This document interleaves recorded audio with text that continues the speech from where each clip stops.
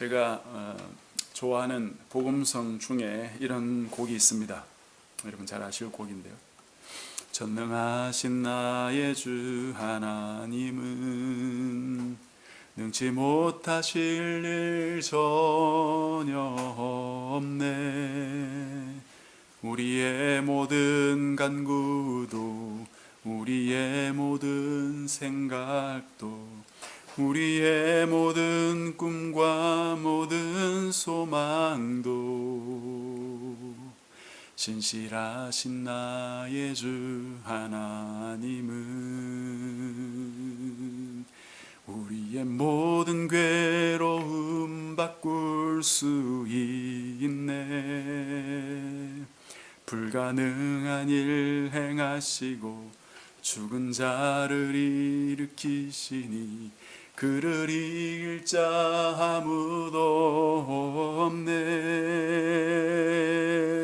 주의 말씀 의지하여 깊은 곳에 그물 던져 오늘 그가 놀라운 일을 이루시는 것 보라. 주의 말씀 의지하여 믿음으로 그물 던져 믿는 자에게 능치 못함 없네. 중간에는 그냥 가사만 읽으려고 했는데 부르다 보니까 다 불렀네요. 참 이 찬양을 참 많이 불렀습니다. 제가 청년 때 나왔던 찬양인데요. 참 가사도 참 좋았고 음도 좋고 이래서 정말 많이 부르고 지금도 아마 많은 분들에게 사랑을 받는 곡인 것 같아요. 이 노래 안에 사실 오늘 그 본문의 내용이 들어있죠. 하나님은 능치 못할 일이 없기 때문에 그분을 믿는 자 역시 능치 못한 일이 없다, 그런 가사입니다. 그런데 참 이 땅을 살다 보면은 이게 참 이 말처럼 그렇게 쉬운 것은 아니다 하는 것을 우리가 많이 깨닫습니다. 그 이유도 이 노래 안에 좀 들어있는 건데요. 그것을 오늘 이 말씀을 통해서 우리가 좀 살펴보면서 답을 찾아갔으면 좋겠습니다. 지난주에 변화산에서 주님께서 부활하신 주님의 모습, 참 천상의 그 왕의 자태를 보여주셨죠. 그리고 나서는 이제 산에서 내려오셨어요. 그 산이 헤르몬 산이라고 했잖아요. 그래서 내려오신 그곳이 또 빌립보 가이사랴, 그 베드로가 예수님께 고백을 드렸던 그곳이죠. 이 변화산에 올라가실 때 베드로, 야고보, 요한 이 세 제자만 데리고 가셨거든요. 14절에 보니까 이렇게 되어 있죠. 이에 그들이 제자들에게 와서 보니, 예수님하고 이 세 제자가 내려와서 보니 했는데, 그래서 나머지 9명의 제자들은 그 산 아래에서 기다리고 있었던 것입니다. 거기서 무슨 일이 있었는가? 후반절에 보니까 큰 무리가 그들을 둘러싸고 서기관들이 그들과 더불어 변론하고 있었다고 되어 있어요. 지금 이 빌립보 가이사랴라는 곳이 갈릴리로부터 북쪽으로 한 50km 정도 떨어져 있는 곳이거든요. 여기까지 많은 사람들이 왔던 것이에요. 왜 왔습니까? 예수님을 찾으러 온 거예요. 예수님이 얼마나 유명인사가 되었는가 하는 걸 우리가 금방 알 수가 있겠습니다. 그런데 이 사람들이 그렇게 예수님을 찾아와 보니까 예수님이 안 계셨던 거죠. 뒤에도 나오지만 이 무리들 중에 한 명은 자기 아들이 귀신 들려가지고 좀 예수님께 고침받으려고 그렇게 왔어요. 와보니까 예수님이 안 계시니까 예수님의 제자들에게 고쳐달라고 했던 모양입니다. 그런데 제자들이 귀신을 쫓아내지 못했던 것이에요. 그래서 그것과 관련해서 지금 여러 가지 서로 내용들을 가지고 토론하고 변론을 하고 있었던 것이죠. 그 변론의 내용이 무엇인지는 성경에 나오지 않으니까 정확히 모르지만 아마도 귀신 들린 아이를 예수님께서 치료하신다는 말을 듣고 아이를 데려왔는데 예수님이 안 계시니까 이 제자들이라도 내쫓아 줄 수 있겠지 하고 이렇게 맡겼겠죠. 제자들도 자기들이 또 할 수 있을 것이라고 생각하고 시도를 했는데 성공을 못했던 거죠. 그러니 사람들은 제자들에게 귀신을 쫓아내지 못한 이유가 뭐냐? 뭐 그런 이야기도 물어봤을 것이고, 제자들이 그 이유를 뭐 이렇게 확실하게 대답을 못하니까 아마 서로 간에 이런저런 변론이 일어났던 것 같습니다. 변론이라는 단어의 원래 뜻은 서로 묻다라는 뜻이에요. 여러분들이 뭐 TV서나 이렇게 한 번씩 유대인들이 공부하는 모습을 보면 서로 막 질문을 하면서 답변하면서 막 이렇게 공부하지 않습니까? 그게 이 변론입니다. 변론. 토론이나 논쟁을 할 때도 이 단어가 사용되는데요. 몇 가지 이런 방식들을 통해서 당사자들이 함께 답을 찾아가는 그런 기술, 그것이 바로 변론입니다. 바로 그때 예수님께서 이제 세 제자와 함께 산에서 내려오셔서 이 변론장에 오신 거예요. 15절에 보니까 온 무리가 곧 예수를 보고 매우 놀라며 달려와 문안했다고 했어요. 예수님을 보고 온 무리가 놀랐습니다. 왜 놀랐을까요? 아마 변화산에서 영광스러운 그런 모습으로 계시다가 내려오셨으니까 어떤 그 영광의 광채가 예수님 얼굴이나 모습에 이렇게 남아 있었는지 모르겠습니다. 구해보면 모세도 하나님을 뵙고 나서 몸에서 막 이렇게 빛이 나서 자기 얼굴을 가렸다고 이렇게 하지 않았습니까? 그것과 비슷할 수도 있겠죠. 그러나 꼭 그렇지 않다고 해도 예수님의 얼굴 자체가, 예수님의 모습 자체가 보통 사람들과는 달라 보였을 거예요. 이사야서 5장에 보면은 예수님의 모습에 대해서 뭐라고 얘기했느냐? 마른 땅, 척박한 그런 땅에서 겨우 솟아 나온 순 같다고 표현했어요. 고운 모양도 없고 풍채도 없고 흠모할 만한 아름다운 것이 아무것도 없었다고 그렇게 기록되어 있습니다. 어쩌면 주님이 오늘날 한국에 오셨다면 그분의 외모 때문에 사람들에게 무시받았을 거예요. 육체의 아름다움을 찬양했던 로마 사람들처럼 오늘날 한국 사람들은 육체의 아름다움을 숭상하죠. 물론 건강한 것은 좋지만 건강이 목적이 되어서는 안 되겠지요. 몸을 잘 관리하는 것 마땅하지만 그것이 목적이 되어 살아가는 것은 안 된다 이것입니다. 주님은 육체적으로는 매력적인 인물은 아니었을지도 모르지만 그분의 어떤 풍기는 모습, 그것이 정말 우리가 상상할 수 없을 정도로 참 위대하신 분이었다 하는 것을 우리가 엿볼 수 있겠습니다. 지금도 여기서 오늘 본문에 나온 것처럼 사람들이 예수님의 외모를 가지고 그분의 흠을 잡지 못했어요. 오히려 그분을 뵙고 매우 놀라면서 그분에게 인사하는 그런 모습을 보일 수 있는 거죠. 이런 모습은 또 어디서 하나 드러나냐면 나중에 뒤에 가면 예수님이 십자가 지기 전에 잡히지 않습니까? 그때 군인들이 새벽에 와서 예수님을 잡으려고 했는데 요한복음 18장 6절에 보면 주보 뒷면에 여러분들 제가 몇 말씀을 인쇄해 두었습니다. 거기 보면 예수님께서 겟세마네 기도를 마치시고 나서 나오면서 군병들에게 잡히거든요. 이 군병들이 가룟 유다가 이끌어 와가지고 예수님을 잡게 하잖아요. 근데 예수님이다, 저분이 예수님이다 이렇게 가르쳐 주니까 예수님을 딱 잡아야 되는데 바로 잡지 못하고 이 군인들이 어떻게 하냐면 엉뚱하게 예수님을 보자마자 뒤로 물러가서 땅에 엎드려서 절하는 모습이 등장합니다. 참 이상한 모습이죠. 그때 주님께서 이렇게 이야기해요. 그 군인들에게 내가 예수다, 나를 잡아라. 그리고 이 제자들은 그냥 보내줘라.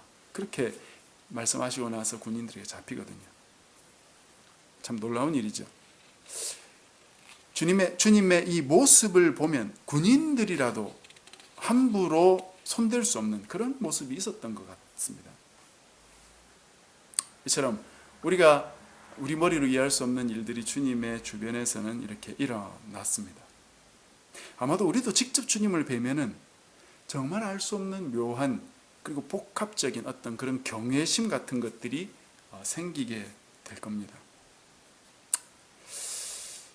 그래서 이렇게 주님께 달려와서 인사하는 이들을 향해서 주님께서 무슨 변론을 하고 있느냐 그렇게 물으셨죠. 그때 그 중에 한 명, 이 귀신 들린 아이의 아버지가 이렇게 말했습니다. 선생님, 말 못하게 귀신 들린 내 아들을 선생님께 데려왔습니다. 귀신이 어디서든지 그를 잡으면 거꾸러져 거품을 흘리고 이를 갈고 발휘해 갔습니다.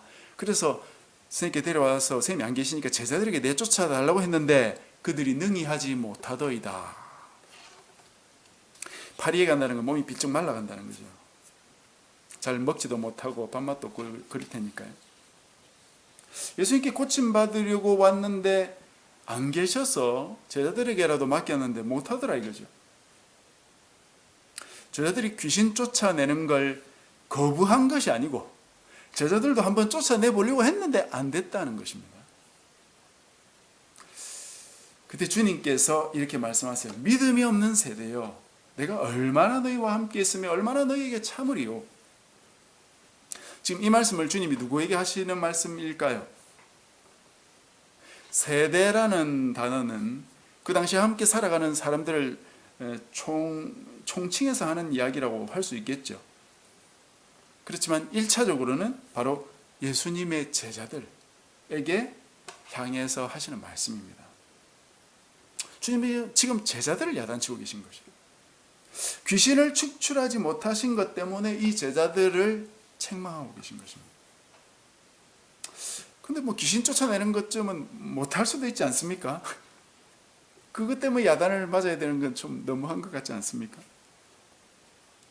주님의 말씀을 잘 들어보십시오. 오늘 본문에는 그냥 믿음이 없는 세대라고 말하고 있지만 마태복음과 누가복음의 같은 내용을 담은 그 본문에 보면은 믿음이 없고 패역한 세대요 이렇게 나옵니다.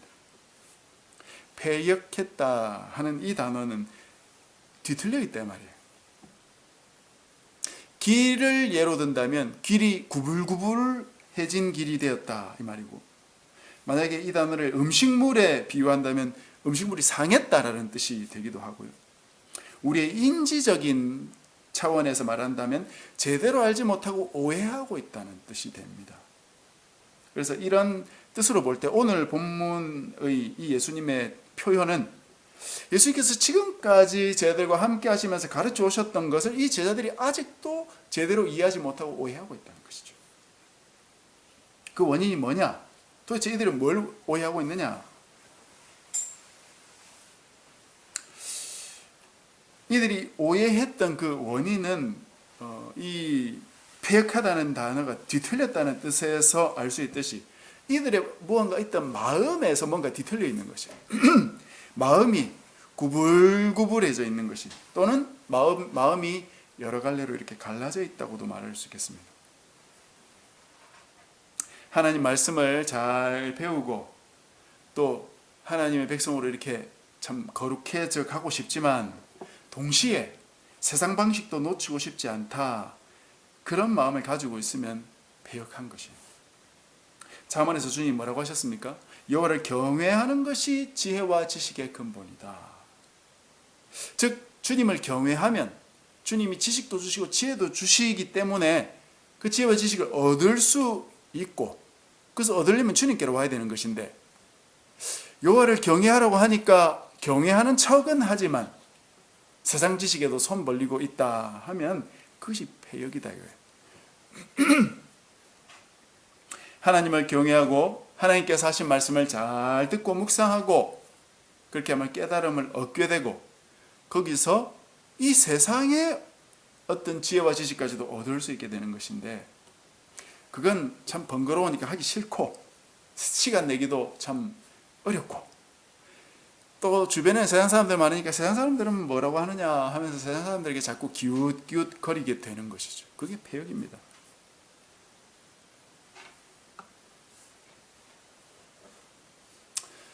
그렇게 이 제자들이 패역하다고 주님이 야단을 치셨어요. 주님이 이렇게 야단 치신 데는 또 이유가 있습니다. 이제 주님이 땅에 계실 날도 이제 반년 정도밖에 남지 않았어요. 빨리 이 제자들이 제대로 배워야 되는 것이죠. 이제 주님의 이 제자들이 사실은 주님과 함께 있었던 시간은 길어봤자 2년 아니면 3년 정도 계시는 셈이 되거든요. 그 안에 훈련을 하시는 거예요. 과연 그 짧은 시간에 이 제자들이 제대로 사도가 될 수 있을 것인가? 어쩌면 좀 턱없이 부족해 보일 수도 있습니다.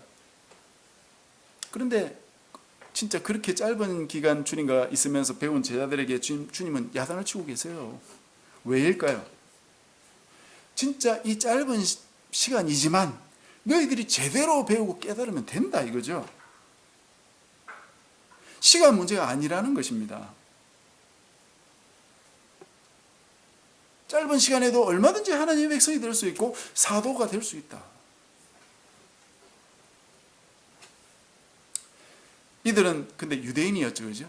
우리하고는 조금 다를 수 있다는 것을 우리가 생각을 할 수는 있겠지만, 그게 다가 아니고, 바울은 이방인들에게도 이런 태도를 취하고 있다는 것을 우리가 바울의 서신들을 보면 알 수 있습니다.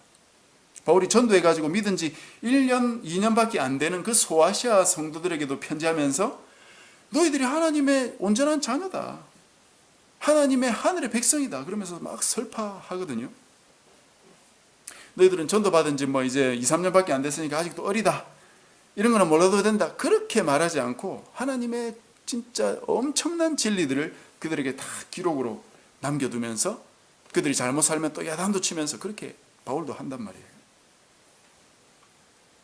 예수님도 제자들에게 그런 말씀을 하고 계신 것입니다.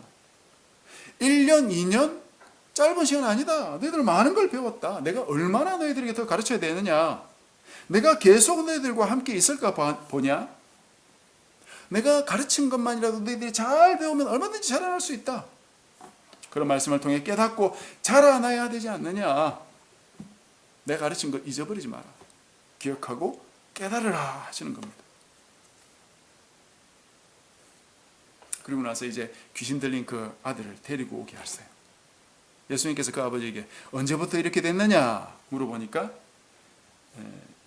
어릴 때부터 그랬다 하면서 이 말 끝에 이 아버지가 이런 얘기를 합니다. 그러나 무엇을 하실 수 있거든 우리를 불쌍히 여겨 도와주옵소서. 참 이게 무슨 말인 것 같아요. 지금 이 아버지 입장에서는 예수님의 바지가랑이라도 붙들면서 꼭 고쳐달라고 그렇게 해야 되지 않습니까? 그런데 하실 수 있거든 도와달라니요. 참 배부른 소리죠. 이 아버지 지금 왜 이렇게 말할까요? 예수님 앞에서. 아마도 제자들이 귀신을 쫓아내려고 하다가 못 쫓아낸 그 제자들의 실패와 연관이 있는 것 같아요.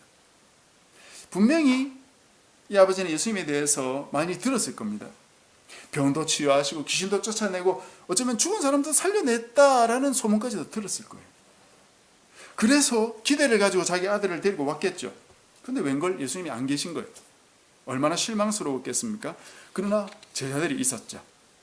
그때 아마도 누군가에게 이런저런 소문을 들은 이야기들이 생각났을 거예요. 예수님뿐만 아니라 제자들도 귀신 쫓아낸다. 그런 소문을 들었을 겁니다. 예수님의 제자들이 귀신 쫓아낸 거 여러분이 아십니까? 그런 적이 있었어요, 여러분. 오늘 본문 몇 장만 앞으로 가면 마가복음 6장 7절 이하에 보면 불과 지금 이 시점으로부터 약 7, 8개월 전이거든요. 그때 예수님께서 12제자들을 전도하러 보내면서 병자들을 고치고 귀신을 내쫓는 능력도 주셨어요. 그래서 그거 가지고 제자들이 가는 곳마다 그렇게 귀신을 쫓아냈다고 이 말입니다. 그게 소문이 많이 퍼졌어요. 그래서 당시에 분봉왕 헤롯이 놀라가지고 아니 내가 세례요한을 죽였는데 혹시 세례요한이 다시 살아난 것이 아니냐 할 정도였다 이거예요. 엄청난 역사가 막 일어났던 것입니다. 그런데 또 그것도 다가 아닙니다. 그때로부터 약 1년 더 전에 예수님이 12제자를 처음 부르실 때 사도로 임명하실 때 그때부터 귀신 쫓아내는 권능을 주시고 모든 약한 것과 병을 고칠 권능을 주셨다고 마가복음 3장 14절 이하에 나옵니다. 그러니까 제자들은 이미 귀신 쫓는 능력도 받았고 쫓아내본 경험도 있는 것이에요. 그러니까 그런 소문들이 충분히 있었을 것이고 이 아버지도 그럼 제자들에게라도 해보겠다 해서 요청을 했을 겁니다. 그랬는데 제자들이 실패했던 것이죠. 그러니까 이 아버지 머릿속에 어떤 생각이 들었겠어요? 예수님도 놀라운 능력이 있고 제자들도 능력이 있다고 소문을 듣고 왔는데, 그 당시는 요즘처럼 뭐 이렇게 핸드폰이 있거나 뭐 영상을 보거나 이런 게 아니잖아요. 소문을 듣잖아요. 소문을 들어서 오는 거예요. 그랬는데 제자들이 실패하니까 예수님에 대한 소문도 혹시 내가 잘못 들은 거 아니냐, 혹시 그 소문이 거짓 소문 아니었느냐, 이런 의심이 일어날 수 있는 것이죠. 그래서 믿음이 흔들려 버린 것이. 그래서 그때 주님이 중요한 말씀을 하셨습니다. 23절 여러분 유명한 말씀이죠. 23절을 다 같이 한번 읽겠습니다. 시작. 예수께서 이르시되 할 수 있거든이 무슨 말이냐, 믿는 자에게는 능히 하지 못할 일이 없느니라. 이 말씀을 하니까 그제서야 이 아버지가 내가 믿나이다, 내 믿음 없는 것을 도와주십시오, 그렇게 말했어요. 그래서 예수님이 이 아들을 고쳐주셨죠. 오늘은 다시 한번 이 믿음이 뭐냐, 이 믿음에 대해서 다시 한번 더 우리가 정리를 잘 해야 되겠습니다.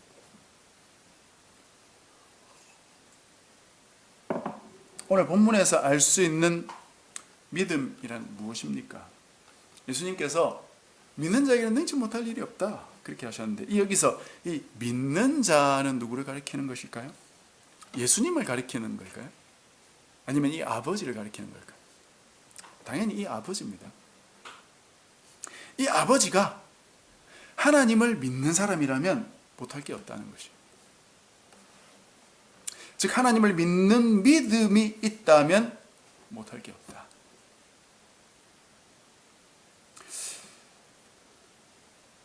또 같이 살펴야 되는 것이 오늘 이 본문의 29절에 나오는 말씀인데요. 제자들이 집에 들어가서 예수님께 비밀스럽게 여쭙어요. 예수님, 우리는 왜 귀신을 왜 못 쫓아냈습니까? 그때 예수님께서 이렇게 말씀하시죠. 기도 외에는 다른 것으로는 이런 종류가 나갈 수 없다. 여기서 이 종류는 귀신을 말하는 거예요. 귀신, 영물. 기도 외에는 이런 영물을 쫓아내게 할 수 있는 방법이 없다. 두 가지죠, 두 가지. 기도가 아니면 절대 못한다. 그리고 믿음이 있으면 뭐든지 가능하다. 그래서 이 기도와 믿음이 같은 범주에 있다는 걸 알아야 되겠죠. 믿음과 기도는 함께 가는 것이고 따로 떨어뜨려 놓을 수 없는 것입니다. 그러면 이 교훈, 즉 믿음과 기도에 대한 이 교훈을 주님께서 지금까지 계속해 오셨다는 말이죠. 그죠? 그러니까 주님께서 내가 얼마나 너희와 함께 있으면 얼마나 너희에게 참으리요, 그렇게 말하지 않았습니까? 이 말씀이 참 재미있는 말씀인데 메시지 성경에 보면 이 말씀을 이렇게 번역해 놨어요. 내가 같은 말을 몇 번이나 해야 되느냐. 예수님께서 이것 가지고 수없이 가르쳐 오셨다는 것이에요. 그래서 우리가 예수님이 어떻게 이 말씀을 가르쳐 왔는지를 지난 말씀들을 좀 살펴보면서 중요한 말씀들만 좀 살펴보면서 떠올려 보면 좋겠는데요. 12 제자가 뽑히고 나서부터 조금 살펴보겠습니다. 그 12제자 뽑히고 나서 귀신 막 쫓아내는 능력 주시고 했다고 했지 않습니까?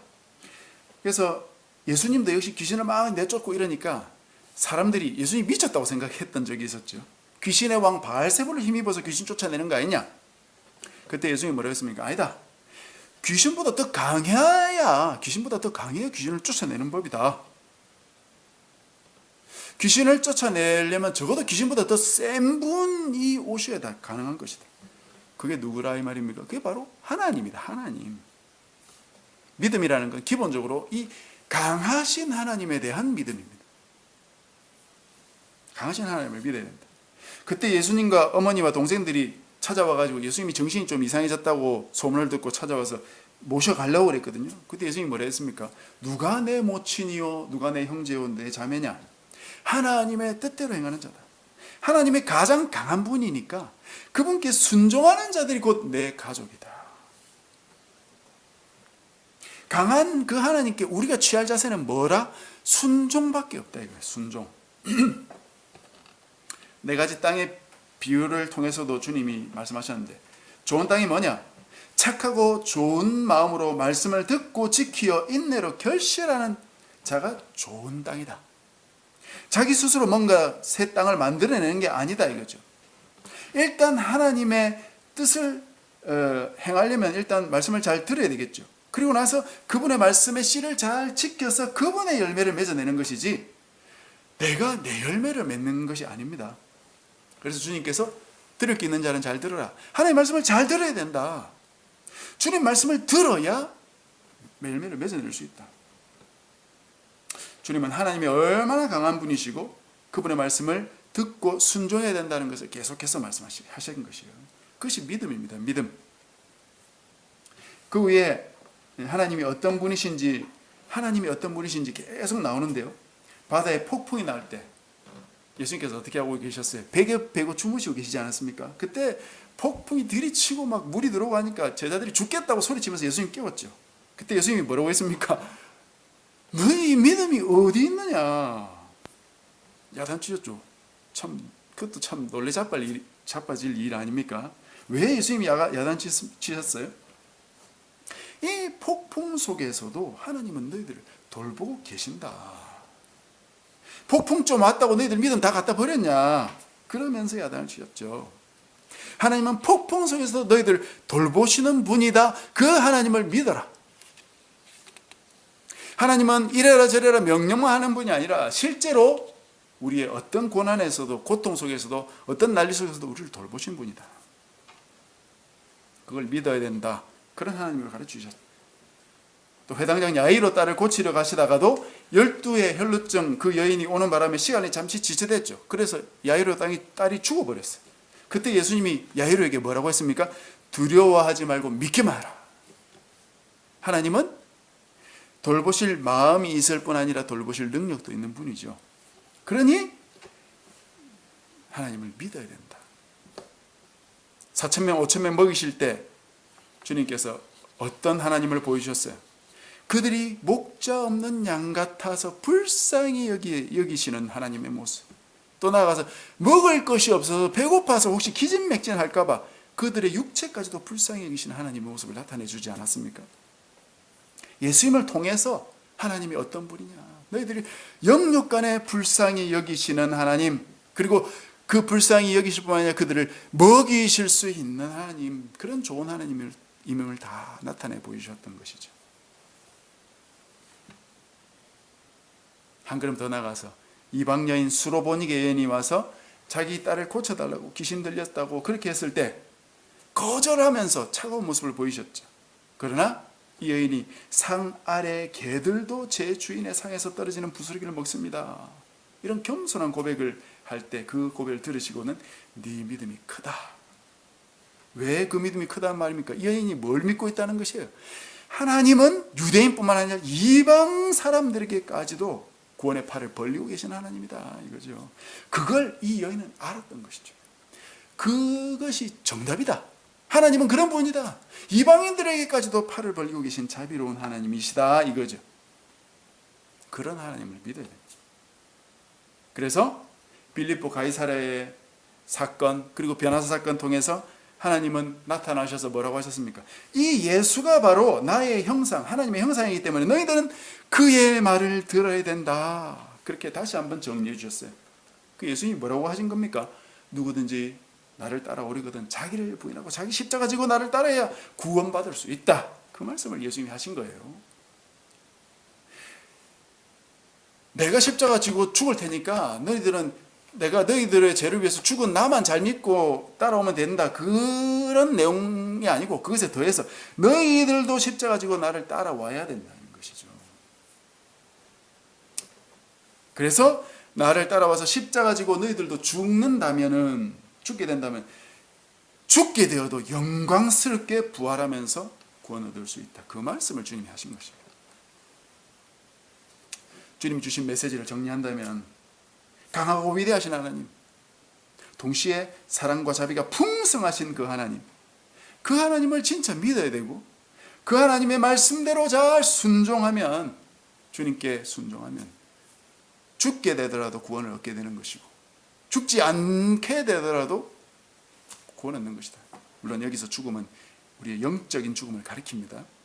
육신적인 죽음이 아니고 영적인 죽음을 가리킵니다. 이런 믿음이 뭡니까? 저들이 왜 예수님께 자기들이 전에는 귀신을 쫓아냈는데 지금은 안 됩니까? 라고 여쭌 이유가 뭘까요? 저들이 자기 속에 귀신 내쫓는 능력이 있었다고 생각했을 겁니다. 예수님께서 귀신 내쫓는 능력을 주셨으니까 그 능력이 자기들 거 아닙니까? 그렇게 생각했던 것 같아요. 그 능력이라는 것은 자기들 안에 있는 재능 같은 것이 아닙니다. 한마디로 그 능력은 자기들 게 아니라 이거예요. 그건 하나님 것입니다. 그래서 그 능력을 사용하려면 하나님이 역사해 주셔야 되는 거예요. 그 능력을 사용하려면 어떻게 해야 됩니까?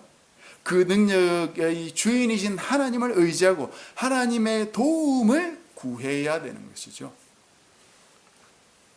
그 방법 외에 다른 것이 없는 것이에요. 그것이 바로 기도예요. 기도. 하나님의 도움을 구하는 것.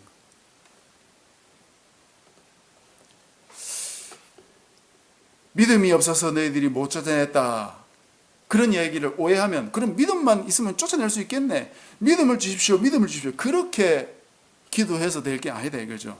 귀신은 내가 내쫓는 것이 아니고 하나님께서 내쫓아 주시는 거니까 나는 그 하나님의 능력을 믿고 하나님 쫓아내 주십시오. 주님께 요청하는 기도를 해야 된다 이거예요.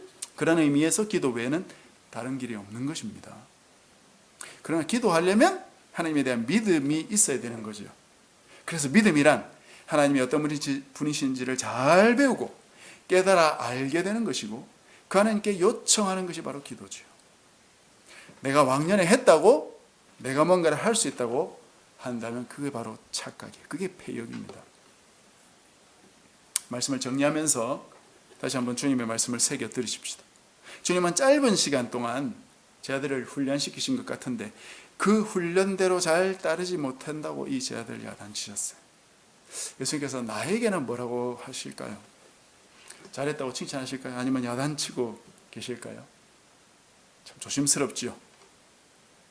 이 주님의 말씀, 이 충고, 이 야단 앞에서 다시 한번 우리 자신을 좀 돌아보고 점검하는 시간을 좀 삼아야 되겠습니다.